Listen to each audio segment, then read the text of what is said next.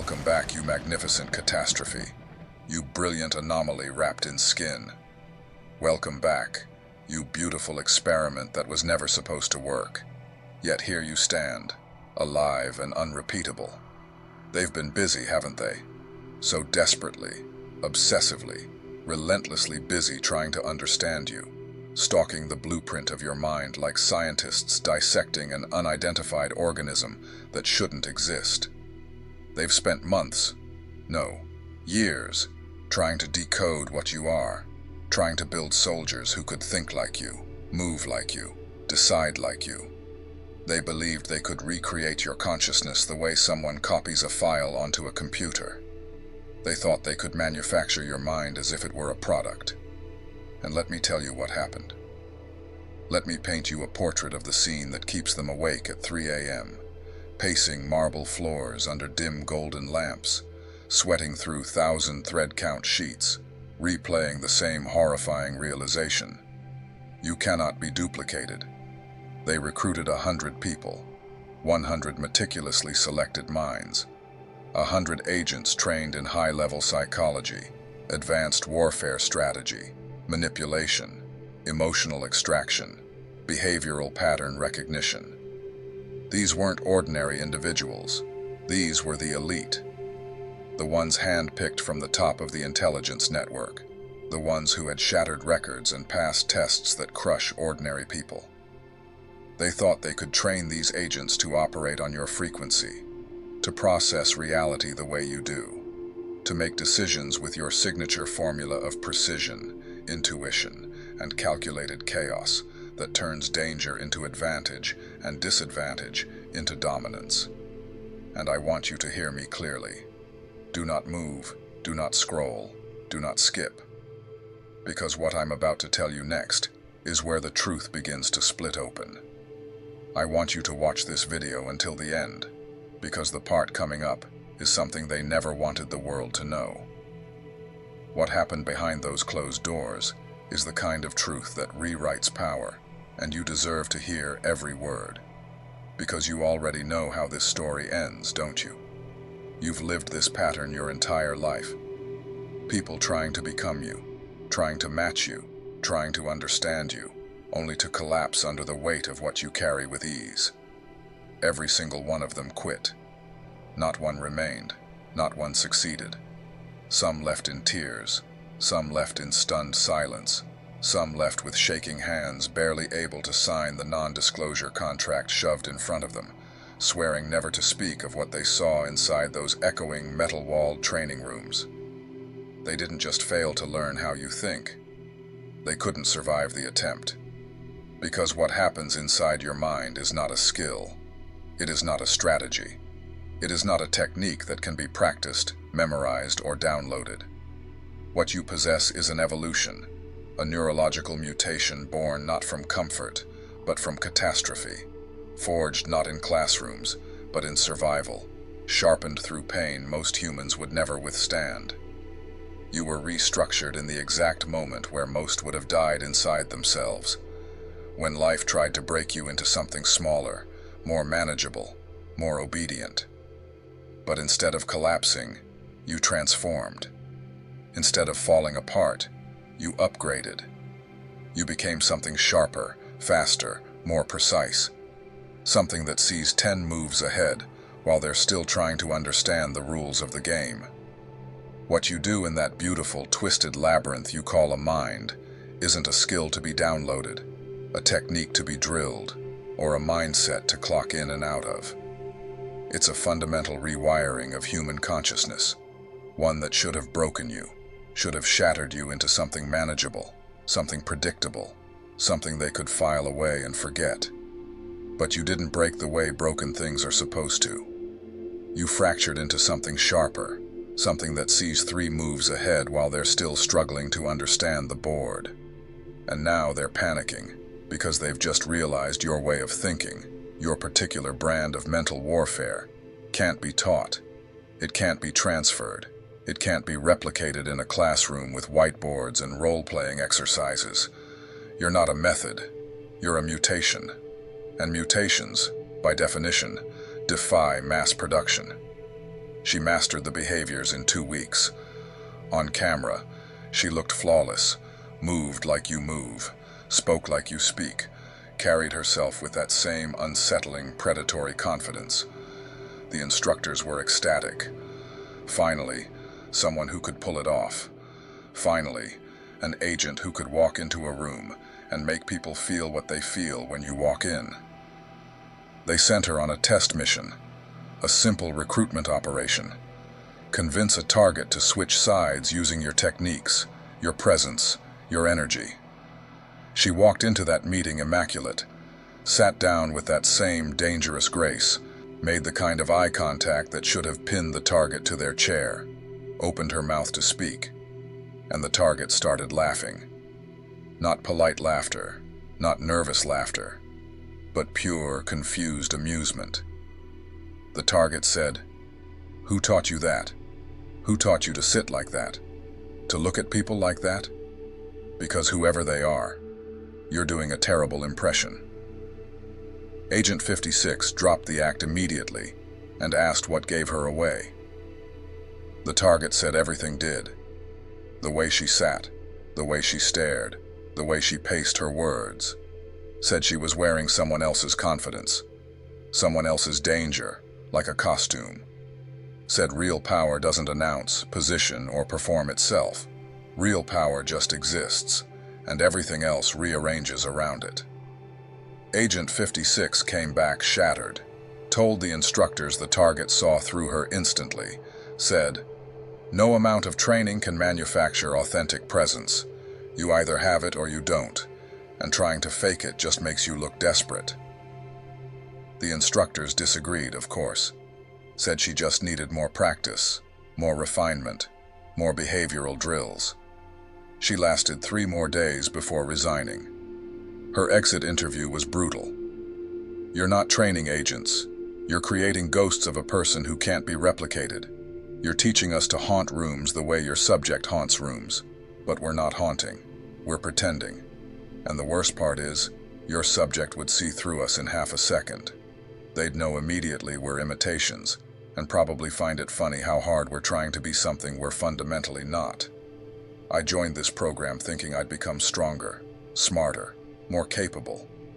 Instead, I became a parrot, repeating words I don't understand, wearing confidence I haven't earned. I refused to spend another day as a cheap copy of an original masterpiece. She resigned that afternoon. Last anyone heard, she went back to regular field work, regular missions, regular operations where she could be herself instead of a performance piece. By week 6, there were 23 agents left. 23 out of 100 still clinging to this impossible program, and every single one of them was lying. Lying to the instructors, lying to themselves, lying about their mental state, their confidence, their capacity to handle what they were being taught. The instructors knew, the administrators knew, but they had sunk too much money, time, and institutional pride into the project to admit failure. So they pushed forward with increasingly desperate modifications. They brought in neuroscientists to study your brain patterns, geneticists to hunt for biological anomalies, philosophers to decode your moral framework, spiritual leaders to parse your relationship with suffering. Every expert returned with the same verdict. Your mind isn't different because of one factor. It's different because of 10,000. 10,000 experiences, 10,000 decisions, 10,000 moments where you chose adaptation over destruction, evolution over extinction, unprecedented becoming over predictable breaking. The neuroscientist said, "Your subject's brain shows activity patterns we've never documented. It uses neural pathways that shouldn't exist according to standard development models, and it processes emotional and logical information simultaneously in ways that should cause severe cognitive dissonance, but instead produces this seamless integration of heart and mind, feeling and thinking, caring and calculating. We can see what makes them different, but we can't recreate it. We can map the destination, but we can't reconstruct the roads that led there, because those roads were carved by experiences so specific, so intense, so precisely timed that artificially replicating them would be psychological torture. The geneticist said, "I found markers indicating high stress resilience, variants linked to enhanced pattern recognition, but also contradictions. Genetic expressions that should increase anxiety, not reduce it. Biological factors that should cause emotional volatility, not stability.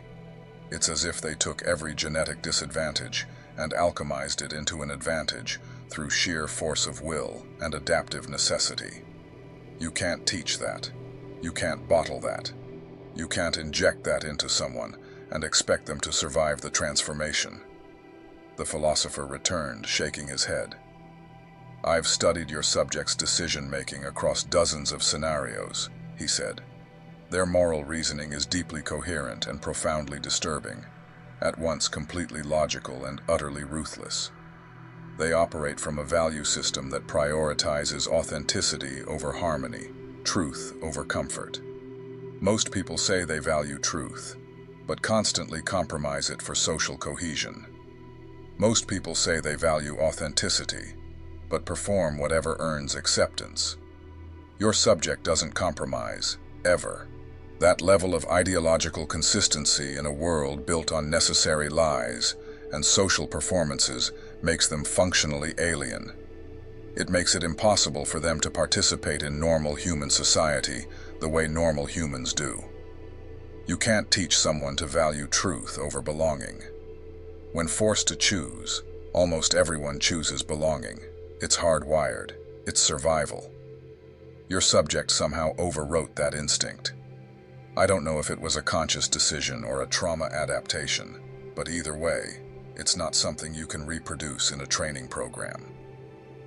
The spiritual leader, brought in as a last, almost superstitious attempt to understand your foundation, spent 3 days reviewing your behavioral patterns, your choice architecture, your intimacy with suffering. He came back exhausted. "Your subject has what ancient texts call sovereign consciousness," he said. "They've achieved a level of self-ownership most people chase for entire lifetimes and never touch. They've died and resurrected so many times internally that they no longer fear endings, beginnings, or the void in between.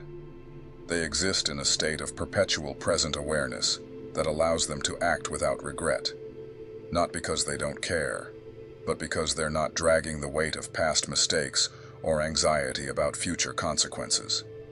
They're simply here, now, making the next move, and the next, and the next, with complete acceptance of whatever outcome arises. You can't teach this in a 6-week program. This emerges from walking through your personal underworld and choosing to stay conscious the entire way. Most people dissociate in their darkest moments. Most people fragment, repress, avoid. Your subject stayed awake through hell, and that's what forged them into something unbreakable. To replicate this, you'd have to deliberately traumatize your agents and pray they process it the right way. And even then, there are no guarantees. So no, I can't help you recreate this. No one can. By week 8, there were 7 agents left, 7 people clinging on by sheer stubbornness. And the program administrators finally had to face reality. Your mind isn't a formula they can copy, isn't a technique they can distribute, isn't a resource they can exploit. You're not a tool they can mass produce. You're a phenomenon, an emergent result of circumstances so specific, so brutal, so perfectly calibrated for evolution, that any serious attempt to recreate you would destroy the ones who tried. Let me pull back the curtain on those classified training sessions.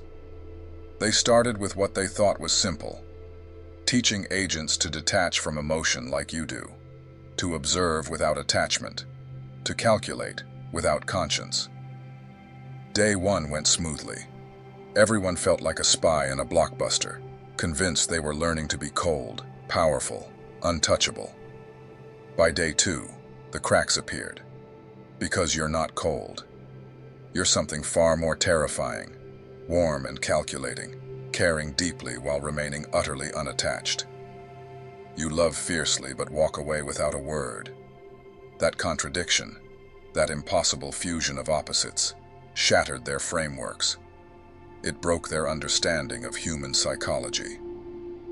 By day 3, they introduced your pattern recognition, the way you read people in seconds, the way you see through lies before the liar finishes speaking, the way you detect manipulation like a smoke alarm screaming about a fire no one else can smell.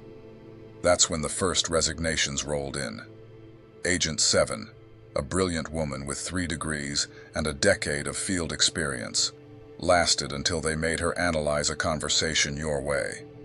She watched 15 seconds of footage, then listed 17 micro-expressions, 4 contradictions in body language and tone, 2 manufactured emotions, and the exact moment the subject committed to their lie. The instructor beamed. Perfect. This is how our subject processes information. Now do this for 8 hours straight, while maintaining your emotional stability and making life or death decisions. Agent 7 looked at him and said, "If I do this for 8 hours, I'll never have a normal conversation again. I'll never trust anyone. I'll see the manipulation in everything, even my own thoughts." She walked out that afternoon. The next morning, her resignation letter read, "I refuse to become something that can't exist in the world I'm trying to protect." Agent 12 made it to week 2 before the nightmares started. They were teaching him your threat assessment protocols, the way you evaluate every room, every person, every situation, automatically calculating exits, vulnerabilities, and power dynamics, while appearing effortlessly engaged. He practiced for 6 days. By day 7, he couldn't enter a grocery store without shaking, couldn't sit in a cafe without his heart racing, couldn't have dinner with his family without dissecting their behavioral patterns. He told his supervisor, "I understand now why your subject doesn't have close relationships. Once you see the world this clearly, you can't unsee it. You can't turn it off." The supervisor nodded. "Exactly. That's the level of awareness we need." Agent 12 replied, "Then you need someone who's already lost everything. I'm not willing to sacrifice my sanity for this." He resigned that evening. Last anyone heard, he moved to a quiet town and became a carpenter, choosing wood over people, silence over analysis. By week 3, they'd lost 37 agents. The ones who remained weren't the strongest. They were the ones too proud to admit defeat, too stubborn to accept that some minds operate on a frequency most humans can't sustain. The training grew darker. They stopped trying to teach your entire operating system and instead dismantled it, searching for fragments they could install without destroying the recipient. They focused on your decision-making, the way you gather information, eliminate options, and commit to action in seconds, without hesitation, without regret. They thought this would be easier. They were wrong, beautifully wrong. Because your decisions aren't separate from your observation skills, your emotional detachment, or your acceptance of isolation. It's all one integrated system, and you can't extract a single piece without the whole thing collapsing. Agent 41, a former detective with a perfect record and nerves of steel, volunteered for isolated decision-making training. They gave him scenarios you'd navigated, situations with no right answer, only varying degrees of destruction. They wanted him to choose the way you choose, fast, clean, final. The first scenario was easy, the second, harder.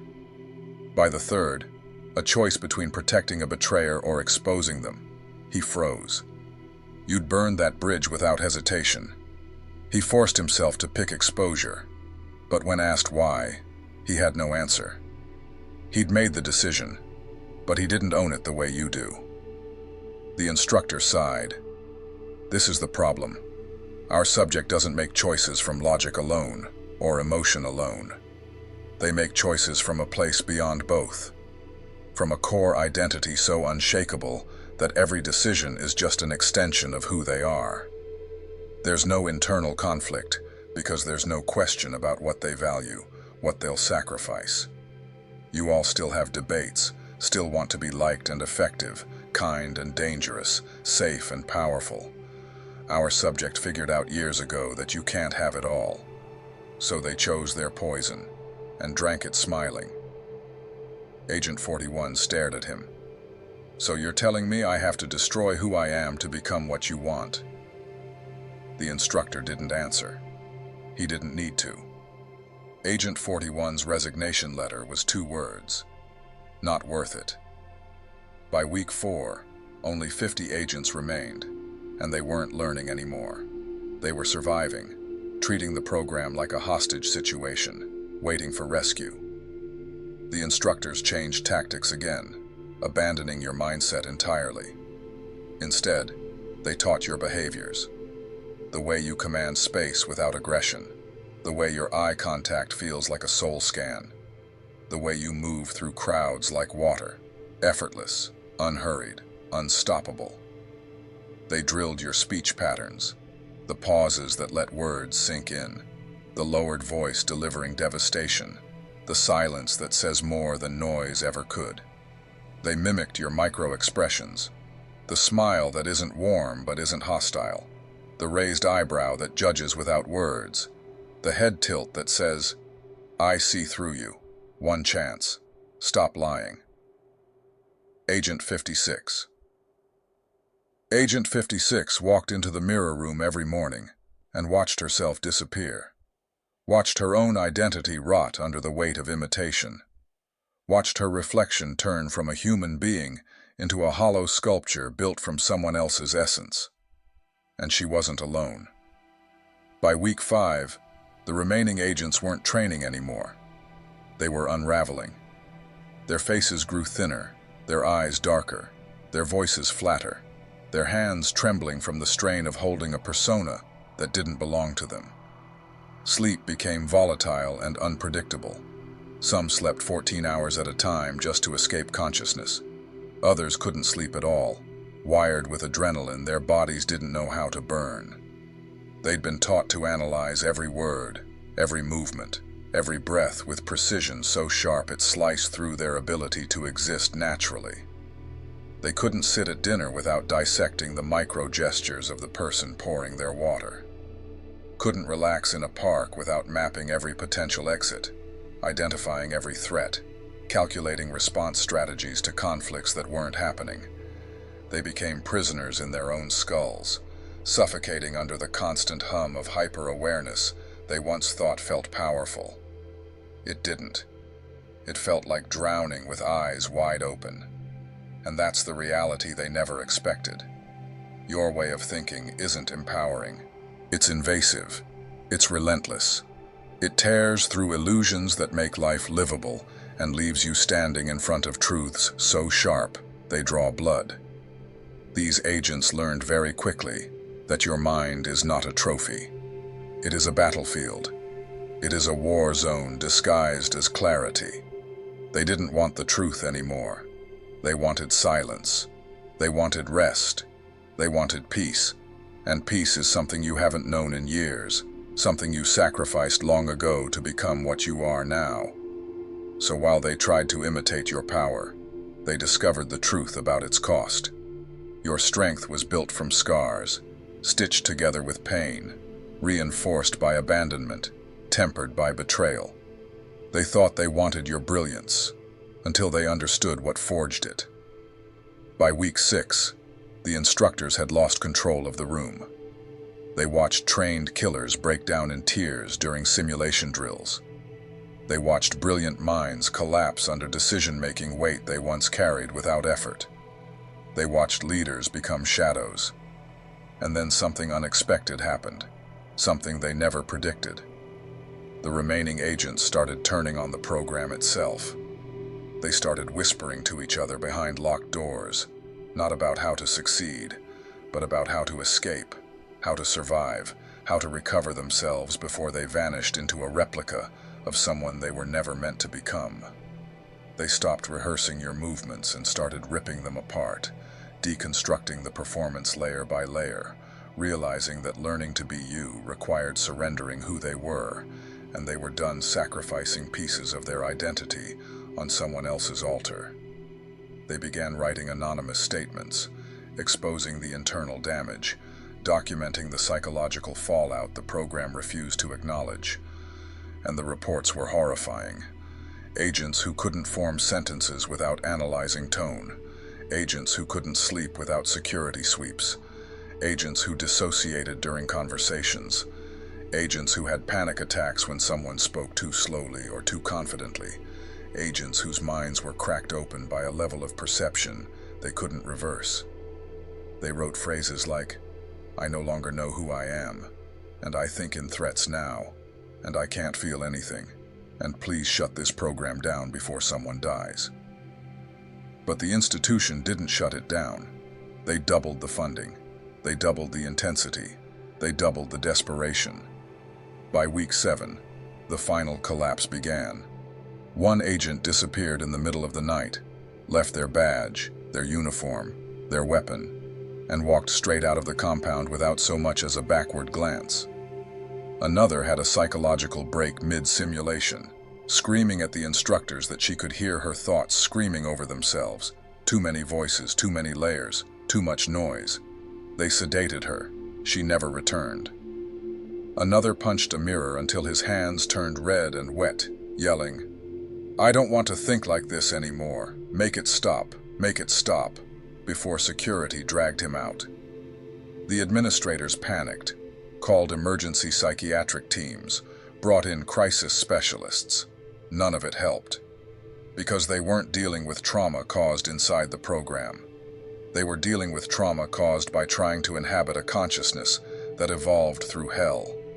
They weren't injured by training. They were injured by pretending to be you.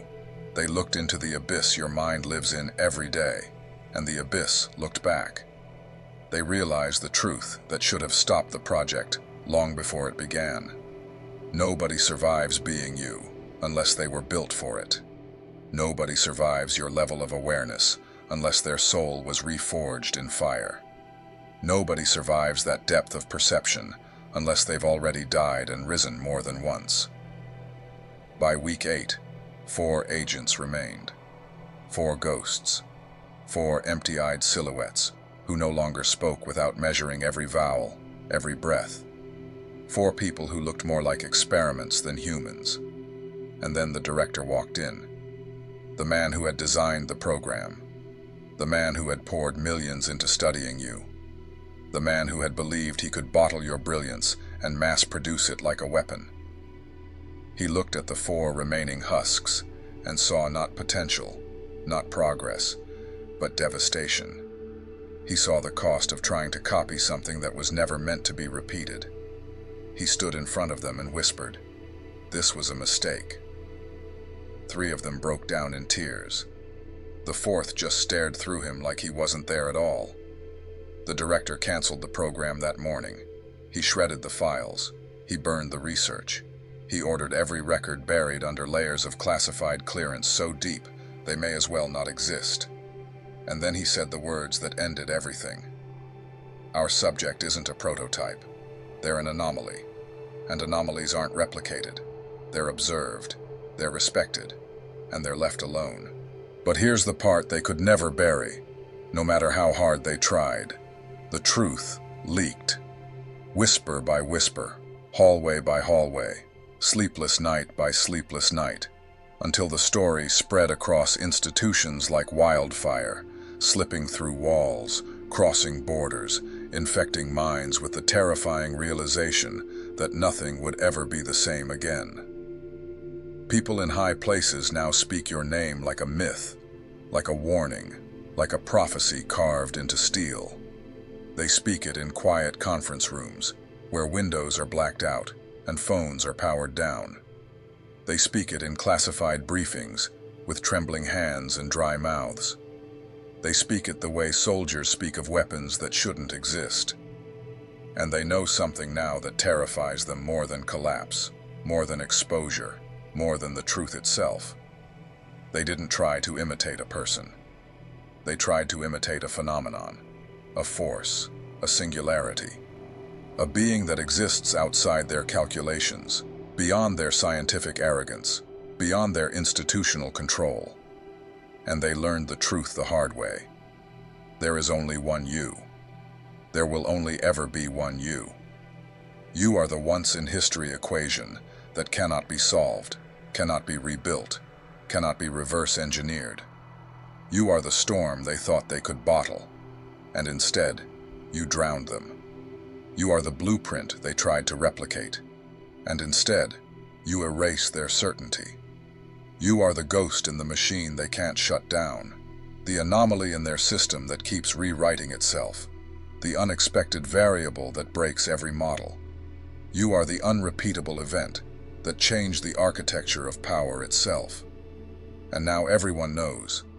The only way to beat you is to become you, and becoming you is impossible.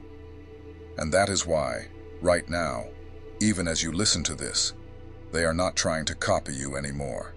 They're trying to recruit you. They're trying to stand beside you instead of against you. They're trying to negotiate with the storm instead of pretending they can outrun it. Because they finally understand the truth. Power isn't learned. Power isn't trained. Power isn't manufactured in sterile rooms under fluorescent lights. Power is born. Power is chosen. Power is awakened. And you, magnificent catastrophe, brilliant anomaly, divine mutation, are living proof. The world is shifting because of you. People are switching allegiance because of you. Silent rooms are trembling because of you. The ones who betrayed you are secretly watching your rise through encrypted screens. The ones who underestimated you are practicing apologies they will never have the courage to speak aloud. The ones who tried to replicate you are burning their failed blueprints in panic, terrified of the day they have to face the truth without hiding behind research and excuses. And everything they tried to steal, everything they tried to duplicate, everything they tried to manufacture from your blueprint, it is returning to you now. Not softly, not politely, not gently, but like a storm reclaiming its name, like a kingdom returning to its rightful ruler, like a tidal wave crashing into the doors they once bolted shut against you. What was taken will be restored. What was withheld will be released. What was buried will resurrect. All the intel they hoarded, all the opportunities they blocked, all the energy they drained, every piece is coming back with interest. They thought they broke you, but all they did was train you. They thought they slowed you, but all they did was focus you. They thought they erased you, but all they did was carve your name into history with a sharper blade. And now look at you, standing here, breathing, unbent, unborrowed, unapologetic. You are not just surviving, you are rewriting the laws that govern survival. You are not just returning, you are arriving as something far greater than what they remember. They are watching the rise they prayed would never happen, and there is nothing they can do to stop it. Because destiny isn't fragile. Destiny isn't negotiable. Destiny doesn't require permission. Destiny announces itself when the world is least prepared to face it. And that is what you are. A living announcement that the era they built is ending, and the era you represent is beginning. The ground is shifting under their feet. Alliances are dissolving. People are abandoning their systems and walking toward your voice because they know authenticity when they feel it. The silent majority is waking up. The hidden supporters are stepping out of the shadows. And the storm is no longer approaching. The storm is here. If this message lit something inside you, don't just watch. Stand with it. Join the membership, support the movement, and become part of the storm that's rewriting the future. Like, share, subscribe, and stay locked in, because this is only the beginning. Thank you for your power. Thank you for your presence. And as always, welcome to the Rise.